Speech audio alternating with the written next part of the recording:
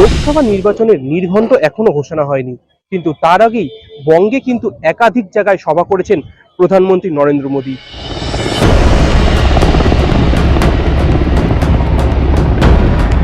ঠিক তেমনই আগামীকাল বারাসাতে সভা করতে চলেছেন নরেন্দ্র মোদী।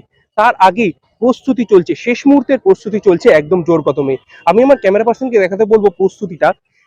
এখনই কিন্তু টেন্ট বাঁধা শুরু হয়ে গেছে, জেসিবির মাধ্যমে টেন্ট বাঁধা চলছে। একাধিক রাজ্য নেতৃত্ব কিন্তু সকাল থেকেই এই মাঠে আসছেন প্রস্তুতিকে খতিয়ে দেখতে।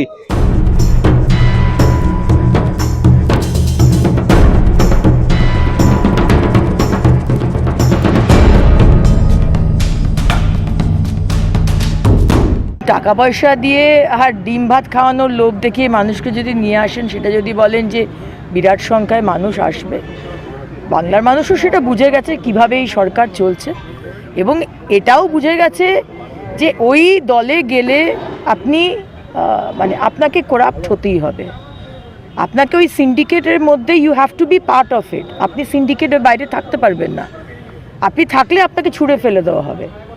সেরকমভাবেই মানুষ যারা থাকতে চাইছে না এই কি বলবো অত্যাচারী দুর্নীতিগ্রস্ত এই সরকারের মধ্যে, তারা বলছে আমরা যেখানেই যাচ্ছি সেখানে শেখ শাহজাহানের কথা হচ্ছে, অত্যাচারের কথা হচ্ছে, দুর্নীতির কথা হচ্ছে।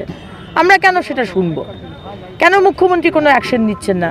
মুখ্যমন্ত্রী শেখ শাহজাহানের পক্ষপাতিত্ব করছেন, কিন্তু কোনোদিন আমার বাড়ি আসেননি ইডির রেডের পর। তো এগুলো তাদের আভ্যন্তরীণ বিষয়, কিন্তু বিষয়টা খুব ছোট হলেও বিষয়টা কিন্তু খুব বড়। ওই সরকারের বা ওই সভানেত্রী, ওনাদের যে নেত্রী মমতা বন্দ্যোপাধ্যায়, তার যে মানসিকতা সেটা সামনে চলে আসে। এবার আর তারা দেবে না, কারণ তারা বুঝে গেছে যে আজকে সন্দেশখালীর মা বোনেদের যে অবস্থা হয়েছে, লক্ষ্মীর ভাণ্ডার তারা পেয়েছে 500 টাকা, কিন্তু তাদেরকে যেভাবে দিনের পর দিন, রাতের পর রাত, মাসের পর মাস তাদের অত্যাচার হয়েছে, এবং মুখ্যমন্ত্রী সব কিছু জেনে চুপ করেছিলেন।